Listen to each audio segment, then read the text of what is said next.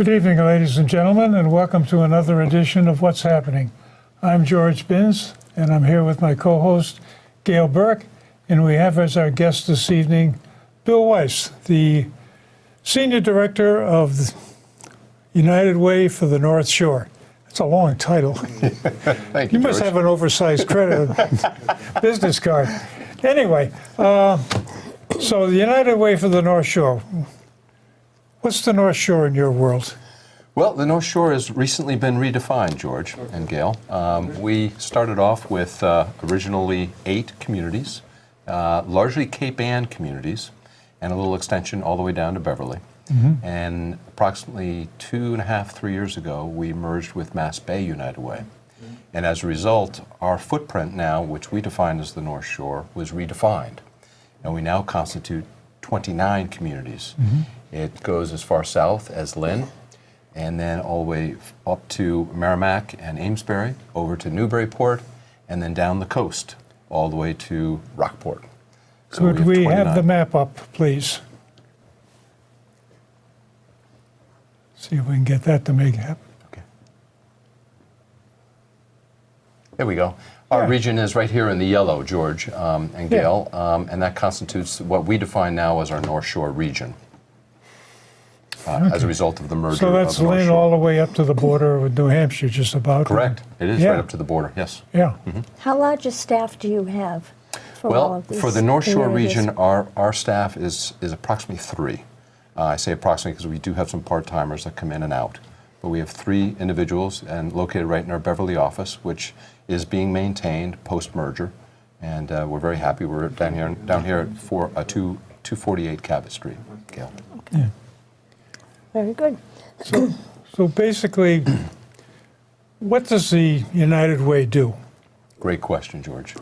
The last several years, the United Way, broadly speaking, has done a fairly major pivot as it relates to how we provide services. In the past, and it's still continuing to a degree today, North Shore and United Way in general, but North Shore United Way has typically offered a man a fish. And the pivot we took several years ago is now we're trying to teach a man to fish. So he or she doesn't need to come back for a fish the next day. So that's a major transformation in our organization overall. But what we do is largely two focus areas for our mission. One is financial opportunity and one is educational success. And those are 2 missions that we've laid out for ourselves several years ago as we have tried to, under educational success, prepare children for school, help children make sure they're ensuring them the fact that they're reading by 3rd or 4th grade and keeping them in school in order that they graduate. On the financial opportunity mission, there are 3 pillars of that. One is addressing the homelessness challenge that we have on the North Shore and throughout the Commonwealth. 2 is giving them some financial coaching so they can build credit. So they're no longer struggling with these lousy credit scores, which causes them to incur extra interest charges on their interest in their credit cards and any loans they take out. And 3rd and final is to make sure they have good jobs, meaning jobs that pay benefits largely. So those are our 2 missions. You mentioned that you're trying to get the kids into school and keep them in school. Mm-hmm. Shouldn't the towns and cities be doing that? How do you guys get involved with that kind of a structure? Great question. The first part of the educational success really comes preschool. So we have partnered for years with Pathways for Children and Beverly Learning Center, for instance, getting these children ready to enter kindergarten, which is where the first real experience with the public school system that the families or the children will have. So we try to get ahead of that wave with the children when they're in preschool. But you don't send people into the buildings. No, we actually support our partner agencies that in fact deliver the service. By support, you send money. My money. Correct. Okay. But we also support them beyond financially as well. We provide volunteers for them. Could be reading children books. It could be cleaning up their playground. painting classrooms. So we offer volunteer support, the time. We also offer the treasure, which is of course critical for them, and sometimes the talent. So we also can offer them some assistance on their boards. We have an event that we call Board Connect, where we have young professionals learn what it's like to be on a nonprofit board of directors. So we can provide them board talent as well. So we kind of provide them several different services, but primarily, George, it's the cash. It's the monetary support that they really appreciate from us, and it's 3-year support from us. How do you choose which school systems to give the money to? I mean, obviously some of them are in more need than others. Correct. And we do. There is an element of us playing a bit of the Robin Hood role on the North Shore. I say that generally and without. Anyway, it's a role where we often will receive donations from some of the wealthier communities on the North Shore, Gail, and will then plow those donations and gifts into some of the less wealthy communities or communities that are having some challenges with their school system. Mm-hmm. Lynn is a perfect example. There are over 30 languages, different languages that are spoken at the Lynn Public School System. So here is where we can bring in some support to them with our AmeriCorps program that we instituted this last calendar academic year for them, where we're bringing in these AmeriCorps volunteers that are helping these children where English isn't their first language. But these AmeriCorps volunteers are in the classroom with the teachers, helping these children where, as I said, English is not the first language. What are AmeriCorps volunteers? Well, they're typically recent college graduates, George, who haven't necessarily chosen a career path yet, and they're looking to pursue a year of kind of giving back to a community or giving back to society. They get paid? And they do get paid. Yeah. Yes, they do. Do they get paid as a substitute teacher? It's a federal program. Federal program, Yep. yeah. Yep. So they'd be like a substitute teacher pay? Correct, or Yeah. even often, sometimes even less. But yes, it's in that ballpark. Okay. Yes. How successful are they? Very successful. This year we've had tremendous success with it, and the Lynn Public School System and the Salem Public School System have really appreciated, the teachers in particular, having this added resource in their classroom. So it's been hugely successful, and they like to expand it to other communities. We'd like to bring it up to Beverly, up to Gloucester. We just don't have the funds at the moment to be able to offer that. Typically, how many languages are spoken in Beverly? Do you have an idea? I don't know. I don't have that statistic, George. Yeah. I'm sorry. But Lynn, there's a real challenge in Lynn Oh, I because of understand, the yeah. over 30 different languages are Yeah, spoken. we've heard the horror stories of they brought in, was it 200 immigrant children? 200 illegals And they spoke a came in. language that nobody else spoke Yeah. because they came from some Yep. little niche in Guatemala Right, that was right. native speakers only and Yeah.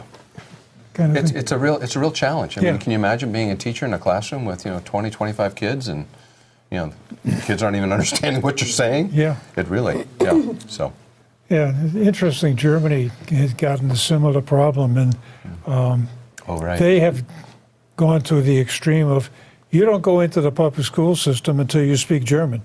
And they have special schools set aside for the immigrants over there to learn the language, learn the customs, then get into the school system. Wow. So it's a different approach Different where approach. Yeah. you don't get this mix in the classroom that really must drive a teacher up a wall. Oh, I can imagine. Seems like a good example to follow. Well, Germany's got some other problems that Oh, yeah. doesn't quite work out that way. But anyway, I wanted to ask you about, I know there was some, in different United Ways across the country, they seem to be, the United Way is like an umbrella, is it not? Correct. We have Over the United Way smaller- worldwide, and then Right. there's regional United And they Ways. sort of run themselves? Yes, you do. There's a Yeah. high degree of autonomy Right. for those. And I read that some of them were concentrating on the bigger nonprofits, and they got themselves into a little bit of a problem because the smaller nonprofits were not getting the funding that they needed. Yeah. Do you find that here, or have you worked it out so that the smaller nonprofits are also able to share in your money? Yeah, that's a very good question, Gail. Matter of fact, we've just gone through and completed recently a grant review process for all nonprofits that have applied for funds from us. And in fact, during that process, we're trying to hold the nonprofits harmless as it relates to scale. So we're not encouraging the large nonprofits, although, to be frank, some of the larger nonprofits have a certain efficiency associated with delivering their service, which we do find attractive. So there is a little bit of a give and take on the size of the nonprofit. We try to hold them. We try not to have size being a key determinant as to whether we fund a nonprofit or not. And we review those nonprofits with volunteers, again, that are coming from our donor base, which is exciting because the donors can see firsthand, the volunteers can see firsthand just how efficient these nonprofits are. And when we ask these volunteers to review the nonprofits that are applying for money from us, we actually try to align those review groups by service. So in other words, if it's early childhood education, we have the volunteers review 3, 4, 5 different nonprofits that have applied for that particular type of funding for early childhood education. So that makes it helpful, and it really opens up our volunteers' eyes to some of the dynamics of a nonprofit that make one typically more efficient than others. When you talk about a large nonprofit, how big is large, dollar-wise? Well, I'll give you the extreme. Is that hard? We used to fund, and I don't think we do any longer, American Red Cross. Okay. So that would be an example of a massive nonprofit. The one that's probably closer to home for us, George, is the YMCA. And we have been historically a fairly sizable funder for the YMCA here on the North Shore and on Cape Ann. And that is one that has certainly grown in size over the years, the YMCA. Well, we get to another issue when you bring up the Red Cross, a little bit of a war story that my younger days, I was on active duty in 1959, and we had some of the grizzly sergeants who were left over from World War II and Korea. And I happened to make a comment one time that I thought the Red Cross was really nice. And I got an earful on that one that, well, you remember those newsreels that used to show the soldiers lining up in one of these little canteens and getting coffee and donuts from the Red Cross? Yeah, I remember that. Do you remember seeing where they were collecting for it at the end of the line? And they were incensed about that kind of thing. So I guess that gets to another issue that I'd like to get into is people make a donation, and you obviously have overhead because you can't spread this money around for free. But at the same time, people expecting that a good percent of what I'm donating is going to actually go to somebody who needs something. Absolutely. So I tried looking this thing up, and I got all sorts of numbers on United Way. Yeah. So in United Way of the North Shore, Yes. do you keep a record of what your overhead percentage is? We absolutely do, George. That's So what is it? That's critical. Well, it's not so much United Way of the North Shore any longer because we're now part of Mass Bay. So it's the United Way of Mass Bay and Merrimack Valley, which we're now part of. And our efficiency ratio is 86%. So 86% of the funds that you would donate would go into the hands of the nonprofits that we are sponsoring and supporting and financially providing Now, funds when you to. say nonprofits, do they have an overhead also? Well, they would. They would, of course. So when you get down to The ultimate dollars that getting into Yeah. the hands of the clients that need them? yeah, Well, again, depending on the efficiency ratio of that particular nonprofit, it would probably trickle down another 15% off those numbers before it ultimately gets in the hands of the clients that need them. The good news is that we're really funding just best-in-class nonprofits. Yeah. So that's kind of one of the value adds that we bring to the table, where we are doing just that. We're making sure that their efficiency ratio is very strong as well, as strong as ours, if not stronger, and they're having an impactful service delivery in the particular vertical that they're delivering the service to. well, does that imply that maybe United Way ought to get a little closer or a little more direct in some of these activities and take rather than some being of that like the work back middleman. into your Yeah. shop? Rather than being To- a flow through. Yeah, rather to cut down. Can you do that kind of thing? We've looked at that over the years, and that's a little bit more of a challenge for us, to be honest with you, because we don't necessarily want to be taking on those service levels directly ourselves to provide those services, but we'd rather operate through the most efficient nonprofits that are already existing. I mean, let's face it, there are so many nonprofits in the Commonwealth as it is. There's very little incentive to create another nonprofit that's delivering a service that would be duplicative to what we would offer or already is being offered. How many of the nonprofits are under your umbrella? Very good question. Under the North Shore umbrella, we funded 41 partner agencies last year. And that's on the one pager that I may be on the screen. Could we put up the other chart, please? Last year, which is the most current year that we have available, we funded 41 different partner agencies, nearly $1.8 million. And we're very proud of that. And they are delivering really top quality services to the clients in our footprint in one of these two missions, financial opportunity or educational success.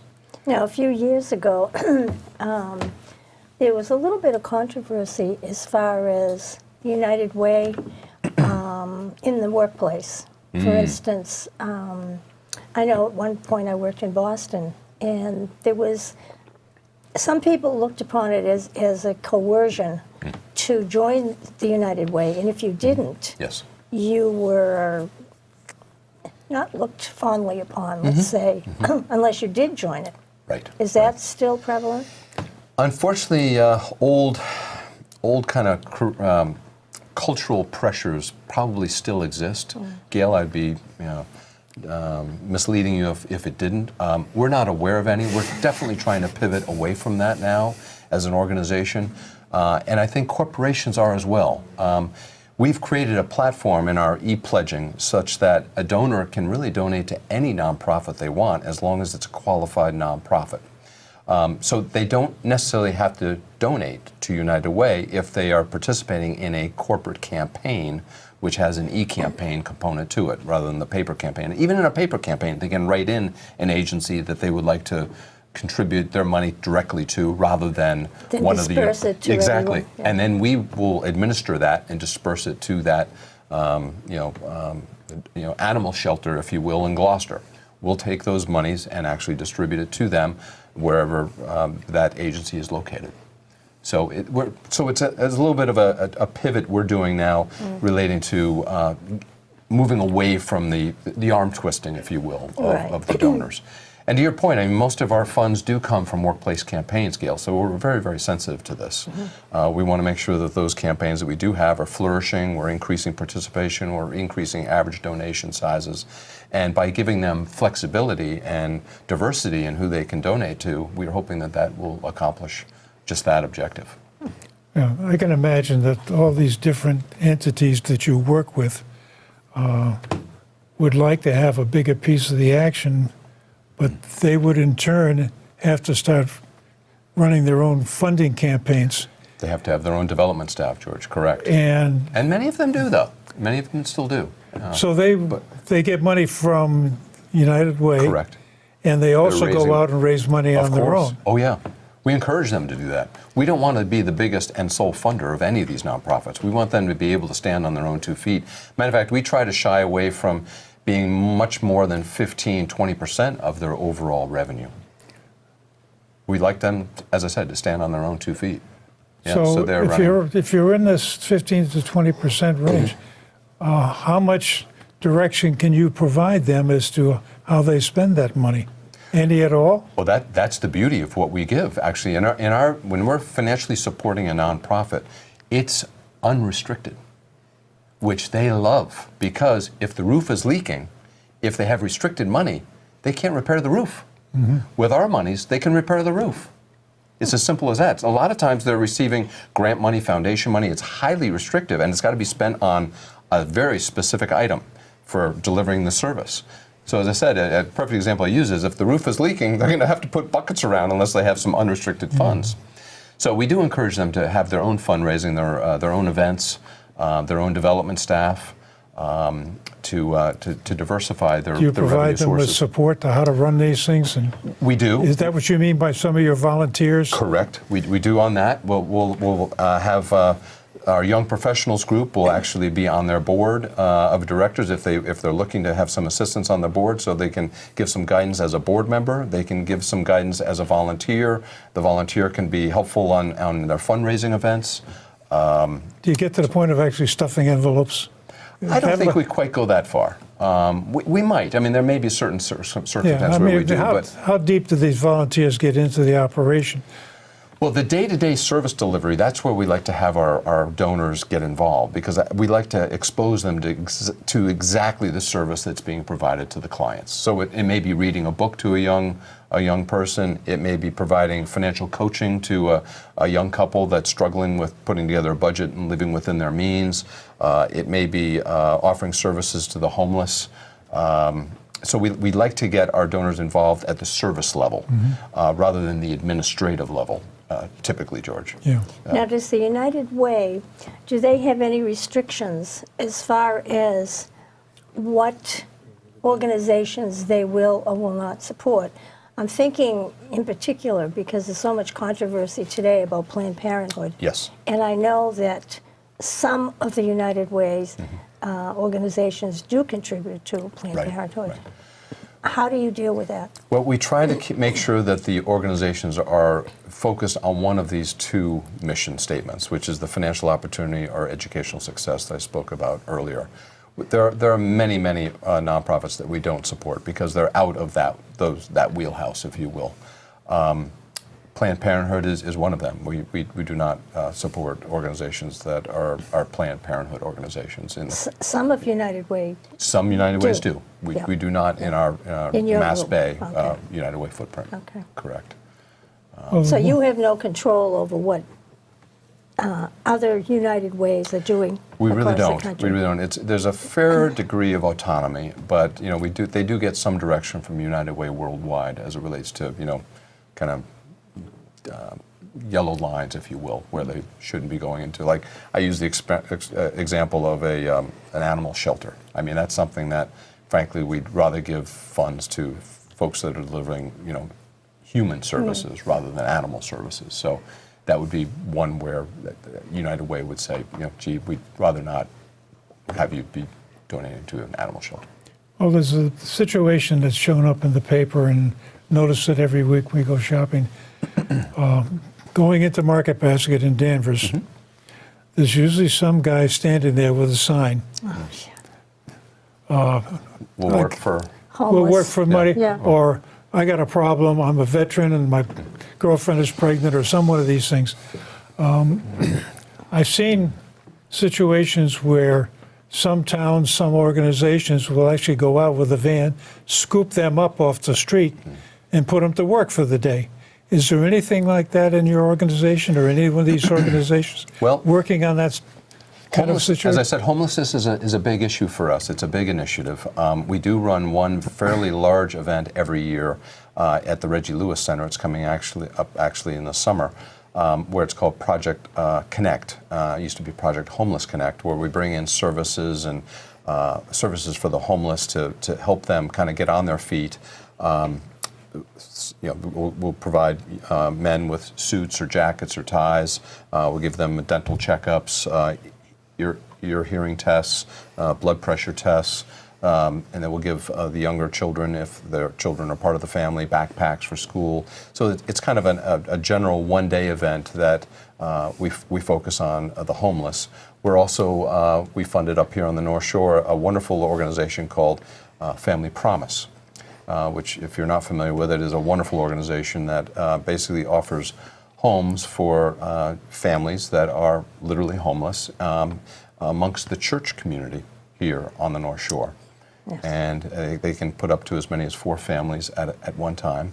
We were a funder of that, and many other people on the North Shore are funders of that, but the church community is very involved with that. So there is an element of homelessness to our mission, George. It's how do we, it's a big problem. It's a massive challenge right now. And I think the Commonwealth has gotten better at it, and fewer people are being put up in the the hotels on Route 1. And, Yeah, they you shut know, down to Yeah. Danvers, yeah. Right, right. Because that destroyed the school system. It did. It's a really struggle. raised havoc with them. Yeah. It did. You're exactly right. How many families, just a ballpark figure, do you think are actually homeless in this area? Say in Cape Ann or the North Shore. On the North Shore, there are probably a few hundred, is my guess. Yeah. I don't really know. I'm not a community impact person, so I don't really have those numbers at the top of my head. But I'd say a few hundred are between homes, and even you have the population that's, you know, the one paycheck away from being evicted. So that also is a challenge. Where, you know, how can we keep people in their apartments, where we do have a basic needs fund where we call it the family fund, with a couple of different descriptions of it, but if someone has trouble paying their oil bill or their rent bill, we do have services that we can provide them to make sure that they do stay in their apartment. Do you do that directly, or do you do that through one of the another agents? Often we'll do it through an agency, George, Okay. yes, who I have just got boots on the ground. the 3-minute warning, so we Okay, have 3 wow. more minutes to Okay. conclude. And you wanted Wow. to talk about that. Oh, well, this is a little a poster that I brought from Beverly that I wanted to share with your viewers, because we have many generous donors here on the North Shore, in particular Beverly. And I wanted to just extend a very nice thank you to you and for your donations here to North Shore United Way. We couldn't do it without you. And also I wanted to extend an invitation to anyone who is listening today to join us at our annual fundraising event on May 16th. It's a Wednesday evening. We are hosting it once again at Myopia Hunt Club. We'd love to have you there with us. My contact information can be easily obtained with North Shore United Way in Beverly. 978-922-3966 is our main telephone number. Would like to invite anyone who's interested in attending that event to come and join us at our fundraising event on May 16th. Yeah. Thank you. Do you have any closing remarks? No, I think that this is a situation where I'm particularly aware of this guy that's always there, and I've seen enough cities and towns that take a very proactive approach to get them off the street, put them to work, Yep. for at least for a day, if not more. And there are lots of ways to attack this problem, and I agree with you that the Commonwealth is slowly catching up. They're behind the power curve on it. And it's a real problem. And we've had Andrew DeFrenza in here talking about housing situation, and there's a difference between affordable housing and housing you can afford. And Exactly, George. Well, yes, that- yeah. very true. Very true. so that you can look at the numbers, and a city like Beverly is, in my mind, is almost becoming like a resort hotel, in that if you're living here, you got to be working someplace else to have the money to afford here. And if you work here, you got to live someplace else because you can't afford the town. Yeah. So Yeah. It's a real challenge. Yeah. It is, Real and challenge. unfortunately, it's happening in too many cities. And a lot of these cities, even cities like Somerville and Medford, places like that, Oh, that yeah. have become gentrified. Oh, yeah. And Rents are the sky people that grew up there and thought that they would live there their whole lives are having to move out. Right. So, Yeah. it It's is a very sad. well, Bill, we want to thank you for coming on Thanks the show. for having me. I really appreciate your time. You really gave us some good insights about what you're doing Thank you. and how you're benefiting the citizens. So we thank you. We hope you will come back. And we thank our listeners and our viewers for watching. And we will see you next time.